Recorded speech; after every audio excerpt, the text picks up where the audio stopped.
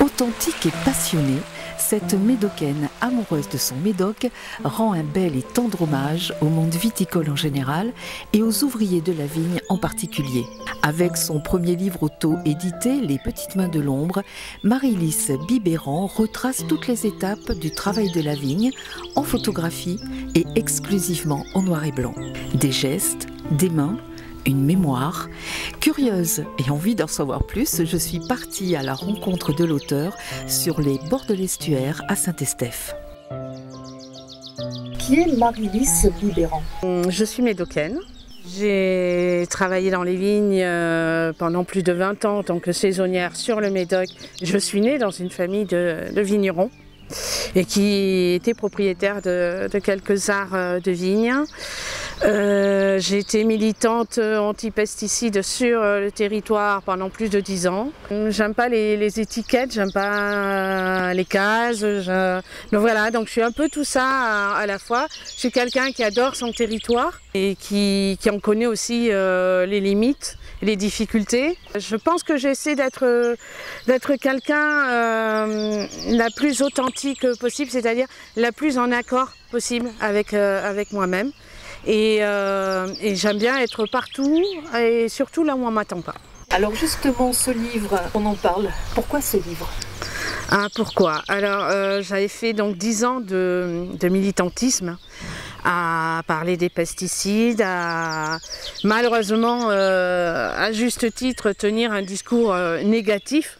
Un matin de janvier 2019, j'étais dans les vignes avec mes collègues, je travaillais comme eux, et étant un peu en recul par rapport à eux, le lever du jour, matin d'hiver qui était très beau, leur position, leurs gestes, j'ai trouvé tout ça très harmonieux, très beau. Et je me suis dit, mais voilà, là il y a un truc à faire, quoi.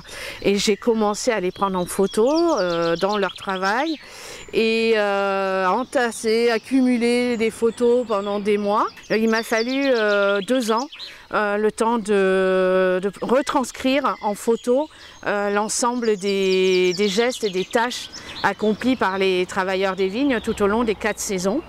Et aussi pour écrire les textes très pédagogiques qui expliquent le pourquoi, le comment, l'enchaînement des tâches. Et justement, est-ce que des professionnels de la vigne vous ont aidé à écrire les textes? Absolument pas.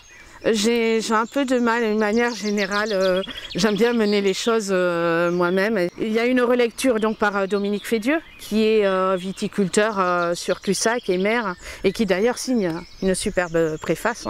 Que découvre-t-on maintenant dans ce livre exactement? Qu'est-ce qu'on découvre quand on lit? Donc le livre, c'est 114 pages à la fois de textes et de photos noir et blanc, qui décrivent le plus pédagogiquement, le plus clair possible la tâche pour que ce soit accessible justement à des non-professionnels. On se retrouve au cœur des gestes et du savoir-faire des travailleurs des vignes, la beauté de leurs mains, qu'elles soient novices, expérimentées, des gens qui travaillent par saison depuis plusieurs dizaines d'années dans les vignes, des hommes et des femmes. Ce dont je suis contente aussi, c'est que ce soit un livre 100% Médoc, c'est-à-dire que ce sont des travailleurs des vignes du Médoc sur les 8 appellations afin que le territoire soit le mieux représenté. Et ça permet donc de rendre à la fois un hommage aux travailleurs des vignes qui sont totalement invisibilisés et d'en apprendre sur ce travail en amont de la bouteille de vin. D'accord. Donc justement, ce sont toutes les étapes du vin, toutes les étapes du travail du vin, enfin de la vigne, pardon, que l'on voit dans ce livre. Oui, on part de la taille. Et alors la taille, c'est les mois de novembre jusqu'à fin mars. Pendant la taille, vous avez aussi la cannale, le sécaillage, la cannage, le pliage, etc. En fait, on suit vraiment l'enchaînement des tâches dans les vignes sur les 4 saisons, d'un hiver à un autre. Est-ce qu'on peut dire que Les Petites Mains de l'Ombre, c'est un témoignage, il y a un message dans ce livre-là? J'aime beaucoup définir le livre comme une empreinte, en fait. Et j'estime que les travailleurs des vignes, par ces photos, nous font un cadeau. Ils nous font cadeau de leur empreinte, de leur savoir-faire, de leurs gestes. Pour moi, ils sont un patrimoine vivant qui devrait être reconnu au patrimoine immatériel de l'UNESCO, autant que les vieilles pierres. C'est une démarche positive en fait, ce livre. Complètement, mais complètement. Il met en avant quelque chose qu'on devrait protéger, d'où la démarche de reconnaissance au patrimoine mondial de l'UNESCO. Et on devrait protéger, on devrait choyer ces petites mains de l'ombre qu'on a. C'est pour ça que je parlais d'empreinte. Ce livre, il laisse leurs traces vraiment dans l'histoire parce qu'on est en train de précariser le milieu, le travail dans les vignes. On parle de plus en plus d'éventuelle robotisation, donc ça veut dire quoi? Ça veut dire que tous ces gestes, ce savoir-faire, un jour, ils sont amenés à disparaître.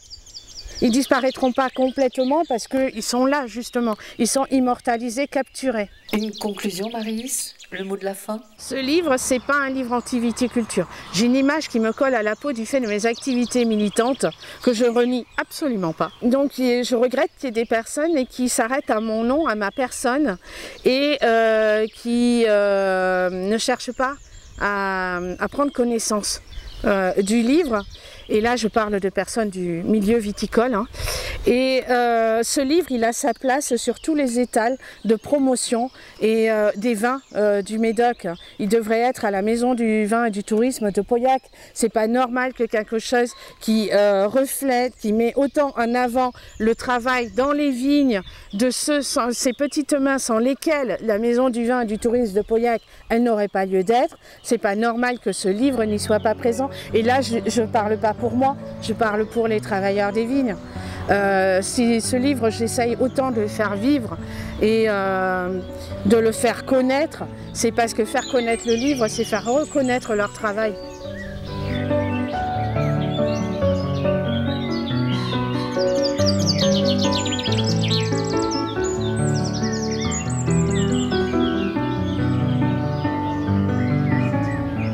Nous terminons cette interview de Marie-Lys Biberan par la lecture du résumé de son ouvrage « Les petites mains de l'ombre ».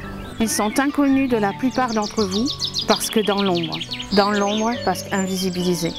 Comme si la vigne n'avait besoin de la main des hommes et des femmes, dont l'intervention se limiterait aux pipettes et aux savants assemblages onologiques. Si les amateurs de vin du Médoc cultivent leur intérêt en visitant les domaines et en dégustant leurs breuvages, combien connaissent les travaux de la vigne et les gestes des petites mains sans lesquels aucun millésime ne sortirait des chais. Page après page, découvrez saison après saison les gestes et le savoir-faire de ces petites mains qui, pour notre plus grand plaisir, révèlent un peu de leur mystère.